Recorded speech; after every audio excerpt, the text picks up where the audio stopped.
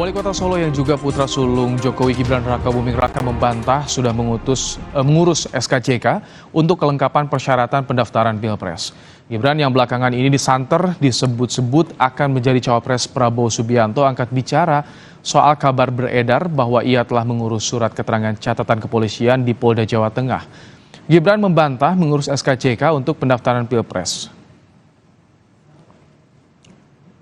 Mas kok santer katanya bikin SKCK juga sih mas? Di aku neng kene terus no. Aku neng kene terus. Berarti nggak benar mas ya? Jangan membuat berita yang membuat resah. Ya. Berarti hoax ya mas itu mas? Hah? Hoax ya? Ya golek ono aku ngurus SKCK neng ngendi kan ora kan aku neng kene Infonya terus. di Polda tuh mas? Ya, cek neng Polda ya. Ya. Teleponan Polda kok Gibran ngurus SKCK.